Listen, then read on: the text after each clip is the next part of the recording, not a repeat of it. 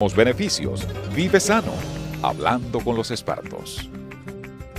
Saludos amigos, estamos en Hablando con los expertos. Hoy vamos a abordar un tema que nos compete a todos, madres, padres e hijos, las afecciones respiratorias. Para ello nos acompaña el doctor Amaury Rancière, quien es neumólogo y formador en las facultades de medicina de las universidades y en la residencia de neumología en el Hospital Salvador B. Gautier. Doctor, bienvenido. Y gracias por sacar espacio en su agenda, que sé que es muy complicada, para aportar a este espacio Vive Sano. Muchísimas gracias, Elizabeth. Estamos a tu orden para que te sea cualquier cosa que te sea útil. Doctor, cuando pensamos en afecciones respiratorias, a veces solo nos detenemos a pensar en los infantes. ¿Sufren de asma o de procesos gripales? ¿Qué más abarcan las afecciones respiratorias? Bueno, no hay duda que el asma es lo principal. La principal causa de consulta en pediatría, en consulta externa, es precisamente los problemas respiratorios y dentro de esto está el asma. Pero en los niños, aparte del asma, también afecta los procesos gripales, las influencias estacionales son muy frecuentes en la infancia porque los niños están en proceso de formación de su sistema inmune. Y cada vez que van a la escuela, bueno, ahí se les pega la primera gripe que aparece, se les pega a los niños. A medida que van creciendo, pues van creando más defensa.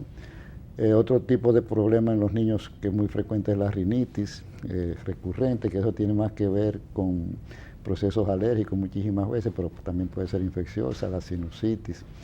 Y los procesos bacterianos que en ocasión se presentan como complicación, las neumonías, por ejemplo, son de mucho cuidado en los niños, pero el asma es lo que realmente domina el horizonte, y las bronquitis, las infecciones respiratorias agudas, pero por virus, la influenza. Ok, y como usted dice que el asma es la principal afección respiratoria, ¿cuáles son las causas o los factores de riesgo para que se dé la condición? En los niños, la alergia es un factor muy importante porque generalmente los niños asmáticos heredan ese problema de sus antecesores, de sus padres, de sus parientes. En los adultos hay otros factores implicados. La alergia puede ser un factor, pero en los adultos también hay otras causas que causan asma. La bronquitis aguda tanto en niños como en adultos a veces se complica con asma también, es lo que se llama daño epitelial.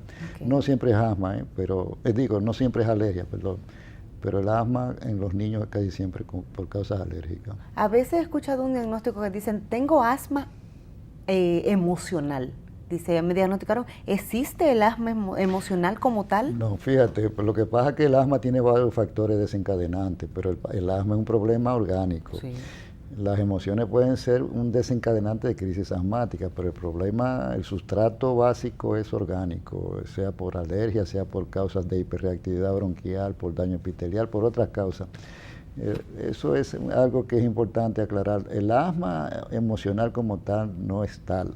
Es un factor desencadenante, como cuando si tú eres asmático y entras en un ambiente con algún irritante, un olor fuerte, cloro, detergente, cualquier cosa te da una crisis asmática, es un factor desencadenante, pero tú eres asmático. Sí. La causa no fue la... entonces, es verdad, hay pacientes que con las emociones, las situaciones de tensión, hacen crisis, pero ellos son asmáticos, su trato básico es diferente, es un factor desencadenante las emociones. O sea que en nuestra sociedad somos especiales. Y cuando nos diagnostican una condición, descartamos el tratamiento que nos pone el especialista y nos llevamos de lo que dice el pueblo, los remedios caseros. Sí. Vemos estos letreros que dicen, se cura el pecho apretado, como se conoce popularmente el asma. ¿Qué tan perjudicial puede resultar un asma maltratado? Oh, muchísimo. Precisamente es el principal problema en el asma es que la tratan mal, precisamente. Porque el asma es un problema más que médico-social, es muy frecuente. El 5% de la población es asmática en términos generales. Entonces la gente, es verdad lo que tú dices, le hace más caso a lo que le dice el vecino, a lo que le dice el médico. Entonces, por ejemplo, los niños, uno tiene que utilizar medicamentos antiinflamatorios, muchos de los cuales son derivados de lo que se llama cortisona. Sí. Bueno, pero son medicamentos inhalados que en los niños no tienen ningún tipo de peligro usarlo, porque se absorbe poco por la vías aéreas. Pues lo primero que le dicen los parientes y el mismo pediatra, tú estás usando eso con tu hijo y tú no sabes que eso es cortisona. Y dicen que genera dependencia, ¿es un mito? Eso tampoco es verdad, exactamente, eso es mentira, que hace daño al corazón. Esos medicamentos inhalados, sobre todo, que son la principal herramienta en contra del asma, porque el asma hay que tratarla, sea alérgica o no, hay que darle medicamento al paciente. ¿Se es asmático para toda la vida o se cura? No, lo que pasa es que el asma es una condición que se presenta, mejor dicho, coyunturalmente. Tú lo puedes quitar y eventualmente no le puedes repetir al paciente que fue asmático cuando era niño o cuando era joven. Posiblemente que se le quite a medida que vaya entrando en edad. Pero eso queda, la alteración, el sustrato patogénico, como le llaman, puede quedar ahí latente y cualquier factor en el futuro la puede reactivar. Cuando padecemos una enfermedad respiratoria, ¿nos puede presentar vulnerable hacia otra condición de salud? Sí, claro que sí. Precisamente el asma es una condición que puede complicarse con problemas cardiovasculares, por ejemplo, porque eso afecta la circulación pulmonar y eso a su vez repercute sobre la función cardíaca. Y por ejemplo hay un tipo de enfermedad que es provocada por el hábito de fumar que se llama enfermedad pulmonar obstructiva crónica, que es muy prevalente, tan prevalente como el asma. Más del 5% de la población mundial sufre de eso, porque hay mucha gente que fuma en el mundo. Y ese tipo de enfermedad comienza por la vía aérea, pero termina afectando todo el organismo, el sistema cardiovascular. Es una enfermedad inflamatoria en términos generales. Comenzó en los pulmones, pero se hizo extensiva al resto del organismo. Ok. Ya que usted dice que hay condiciones que son genéticas, que no podemos evitarla, aunque querramos, pero ¿qué puede hacer uno como individuo para evitar que los hijos padezcan de alguna enfermedad respiratoria? Bueno, eso también es muy interesante. El asma, por suerte, es muy prevalente, pero poca gente muere de una crisis asmática. Entonces uno no tiene por qué tener tanto cuidado de si dos parientes o dos personas que se casen pueden tener en sus hijos asma. Bueno, si la presenta, tratarlo, eso es lo fundamental. Pero hay patologías en donde sí es importante saber si alguno de los dos tiene la tara, porque si se le transmite al hijo, sí pueden ser serias. Por ejemplo, hay una enfermedad que se llama fibrosis quística del páncreas, que es muy prevalente en los países de población blanca. En Estados Unidos el 3%.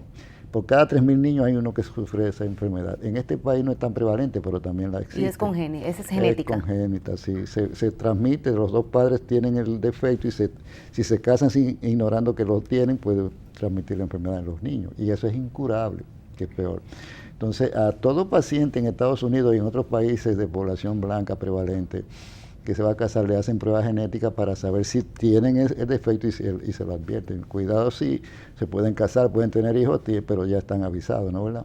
Okay. En este país también existe ese tipo de enfermedad, la fibrosis quística del páncreas, que se llama así porque afecta las vías digestivas, pero la principal manifestación es la vía aérea, que posiblemente se confunda con asma, porque el niñito de que nace hace crisis de broncoespasmo, lo tratan con nebulizador, pero no se le quita, eso se queda de por vida y a medida que va creciendo va provocando daños irreversibles que a la larga terminan con la vida. Cuando los niños presentan estos procesos gripales, ¿cuál es el límite para que un proceso gripal se convierta en bronquitis?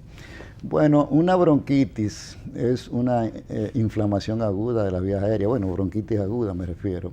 Y ya un niño o una persona que tenga más de 10 días con una gripe, como le llaman ya, eso no es una gripe, eso ya es un proceso más serio que podría incluso complicarse con neumonías y demás. Una influenza, una gripe estacional, no, es autolimitada, generalmente no dura más de 5 a 7 días. Si tú tienes ya más de 10 días con una gripe, como dicen, con tos, con malestar, e incluso puede haber fiebre, etcétera, ya tú no tienes una gripe, es una bronquitis, o en el mejor de los casos una bronquitis, porque podría ser otra cosa peor. ¿Y exponerse a espacios abiertos y demás afecta cuando hay un proceso viral como una gripe? No, al contrario, el problema son los espacios cerrados, que se puede transmitir cualquier infección de vías aéreas, porque cuando el paciente tose o estornuda, se producen muchos aerosoles que se llaman gotitas de flux, tiene su nombre, que si tú lo respiras te puede contagiar, así que se transmite la tuberculosis y otras patologías, neumonía por micoplasma, etcétera, se pueden transmitir. En el caso de la tuberculosis, doctor, ¿cómo andamos en el país? Mal, estamos mal, aunque ellos quieren decir que no estamos tan mal, pero estamos mal, porque el problema no es que haya disminuido la prevalencia, ha mejorado, es verdad, en eso hay que darle razón a las autoridades. El problema ya no es tan serio como era hace 10 años.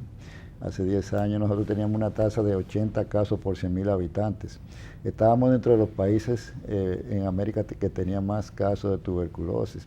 Ha bajado, ahora son 60 casos por 100.000 habitantes, pero eso equivale a más de 10 casos nuevos por día. Sí, es bastante. Entonces, óyeme, tú no puedes pensar que mientras tengamos una tasa de 10 a 15 casos nuevos de tuberculosis por día, estamos bien, estamos mal. ¿Y por qué entonces el ministerio encargado, el Ministerio de Salud en este caso, maneja esas cifras tan tímidamente? No, lo que pasa es que ellos acomodan las cifras, tú sabes que eso a veces es un problema político también. A mí no me gusta hablar ya mucho de tuberculosis, aunque te doy toda la libertad que tú quieras para preguntarme sobre el tema, porque las personas que están en el ministerio son hasta amigas mías y me tienen mucha consideración y todo lo demás, pero siempre pensaron que yo era un guerrillero, que nada más hablaba para criticar. Bueno, es que uno no puede ocultar la verdad. Entonces yo no ataco a nadie personalmente, pero sí tengo que decir la verdad, con el agravante de que a pesar de que la tuberculosis se cura, muchos médicos las tratan mal, entonces se convierten en pacientes incurables, crónicos, que transmiten la enfermedad con otro agravante, que sí. Entonces si tú te infectas de ese paciente que ya está maltratado y es resistente, el que se contagió con ese tipo de bacteria ya resistente puede hacer una tuberculosis que de inicio es resistente. Sí. Y es el problema que tenemos hoy en día, de la llamada tuberculosis multidrogoresistente, que no se cura con las drogas convencionales. Que es muy difícil. Este tipo de patología, tratarlo con paños tibios, doctor, no es lo más saludable. No. Porque el perjudicado más grande es la sociedad, lamentablemente. Exactamente. Entonces, yo siempre me gusta, por eso pregunto estadísticas, ¿cómo andamos? Porque son cosas que nos afectan a todos, sí. Y nadie es exento de contagiarse de tuberculosis. No, señor, así mismito, aquí en cualquier sitio, la gente cree que nada más le da a la gente pobre que vive en hacinamiento, eso no es cierto.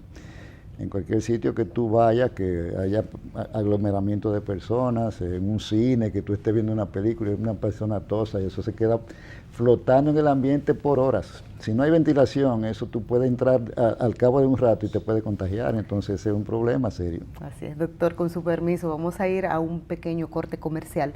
Luego de la pausa retornaremos hablando de problemas de vías respiratorias y aprovecharé la presencia del doctor para hablar de lo que está de moda, los cigarrillos electrónicos y las famosas juca. Ya retornamos.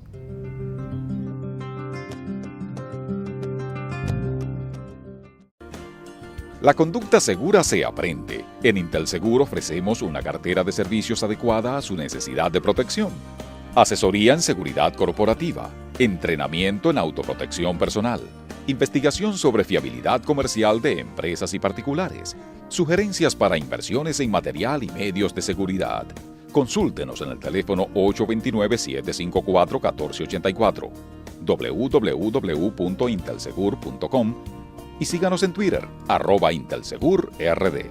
Invertir en autoprotección es invertir en tranquilidad. Porque todos merecemos un helado, es momento de consentirte. Prueba los nuevos sabores de helados Bon, fresa chum y vainilla con jaspeado de chocolate 0% azúcar añadida y chocolate con vainilla sin lactosa. Disfruta del delicioso sabor de helados Bon pensado para ti.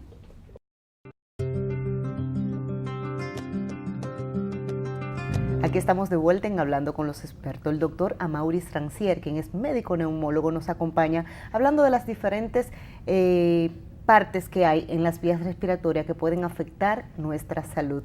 Doctor, antes de la pausa hablábamos de cómo andan las estadísticas de la tuberculosis. Yo dije que quería preguntarle, ya que hay tantos instrumentos que se van generando para querer desaprender un hábito, pero ¿qué es peor, la medicina o la enfermedad? En este caso, hablo del caso de los cigarrillos electrónicos. ¿Son estos artefactos saludables? ¿pueden sustituir al cigarrillo convencional sin ocasionar ningún daño al individuo? Esa es otra de las falacias. El cigarrillo electrónico hace tanto daño, bueno, no hará quizás tanto daño como el cigarrillo convencional, pero hace daño, porque ahí es que está el problema. Primero, tiene nicotina y otros cancerígenos, o sea que también provoca cáncer. Y segundo, no deshabitúa, como quieren decir los que lo promueven, al que fuma para dejar de fumar, porque yo conozco muchísima gente que han caído, hablando en buen cristiano o en buen dominicano, en el gancho de comprar los cigarrillos electrónicos y siguen fumando igual, exactamente igual. O sea que no es verdad que deshabitúan al que fuma, ni es tampoco verdad que no hacen daño, sí hacen daño. Y me preocupa ver, doctor, que ya tienen alrededor de 10 años estos productos en el mercado, y aún la Organización Mundial de la Salud no tiene estadísticas de si funciona, de si realmente no es nocivo. Entonces, eso es alarmante. ¿Cuándo se va a descubrir si es o no? No, pero ya se sabe, incluso en las revistas especializadas ya se tiene como una mentira más de la industria tabacalera o de los que están comercializando ese tipo de adminículos, como llaman ahora, de que para que el que fuma deje de fumar y que no hace daño, sí hace daño. Y eso está, ya hay estudios, hay trabajos prospectivos muy bien hechos que demuestran que el cigarrillo electrónico es nocivo, tiene cancerígenos, que es lo más importante. Lamentablemente hay cosas que se ponen de moda, y los que primeros tratan de ponerse a esa moda son los adolescentes. Así. A corto y largo plazo, ¿qué tan delicado puede ser para un adolescente empezar a consumir cigarrillos electrónicos? Bueno, es lo mismo que pasa con el cigarrillo convencional. Lo más importante es que es adictivo, o sea, no es que va a quitar la adicción, sino que la mantiene. La atenúa un poco porque tiene menor cantidad de nicotina, pero tiene nicotina. Sí. Es como cuando una persona se acostumbra a tomar alcohol y pasa de tomar whisky, que tiene una concentración de alcohol de 30%, a tomar cerveza, que tiene una concentración de 5%. Bueno, tiene alcohol, no se deja de ser alcohólico. Entonces, el problema es ese, que el cigarrillo electrónico no es inocuo y también provoca adicción. Porque el hecho de tener un efecto como que tienes un cigarrillo en la mano, entiendo que te sigue generando la misma dependencia en tu cerebro. Sí, porque el problema del que fuma es que comienza a fumar en la adolescencia. La mayor parte de los que fuman comenzaron a fumar después de los 11, 12 años, antes de los 20 años, en una palabra, porque se creen que se ven más elegantes, las muchachas les gusta verse también con más glamour, como le llaman, y todo lo demás. El que pasa de 20 años y no ha fumado, difícilmente comienza a fumar. Y al principio el que fuma no siente ningún placer porque es humo, pero poco a poco se va acostumbrando y no es una dependencia psicológica, es una dependencia real porque provoca síndrome de abstinencia. El que quiere dejar de fumar después de haber fumado 20 años, no le es tan fácil porque es un drogadicto, es una adicción. Es un derivado de la adicción. Exactamente. Y en la parte de las vías respiratorias, ¿influye esto en, como hablamos ahorita del asma, la bronquitis, los procesos gripales? ¿Influye el consumo de cigarrillo en estas afecciones? Pero naturalmente, eso está demostrado también, porque impide las defensas naturales que hay en las vías respiratorias, el aparato mucociliar, y además el humo tiene muchísimos contaminantes también. Es un cigarrillo que no es tan inocente como lo quieren presentar. Es lo mismo que pasa con la famosa juca. Eso le iba a preguntar, las famosas jucas. Aparte de la falta de higiene, doctor, de andar compartiendo un pitillo entre todos, ¿qué otras cosas puede representar el uso de juca? Pero mira, bueno, no a cada ratico, porque no es que llegan todos los días, pero con bastante frecuencia me llegan a mí pacientes con bronquitis aguda, generalmente muchachos jóvenes, adolescentes, casi todo, porque eso está de moda allá en todos esos sitios públicos, discotecas y cosas. Ellos comparten una boquilla desde un recipiente común que tienen lo que le agregan al recipiente. Doctor, ¿qué se le agrega? Bueno, yo mismo ni sé lo que se le pone, pero ellos lo que hacen es que para estar en la moda aspiran el humo y lo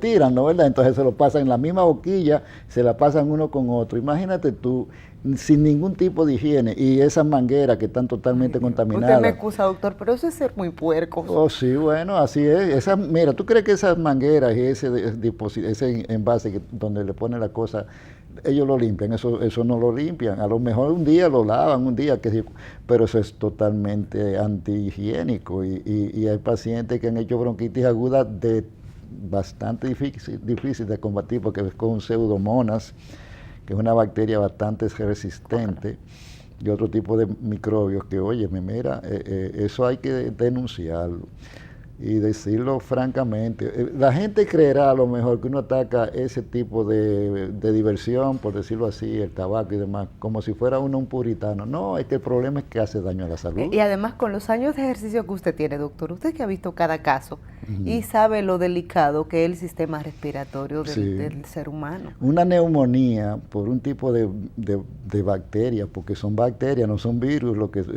Tú transmites eso y es como se hace en otros países con la yerba mate. Yo no sé si tú has ido a Argentina, ellos tienen un envase que se lo transmiten uno con otro. Bueno, pero la yerba mate no se inhala, se traga, o sea que es menos, es peligroso que en ese sentido.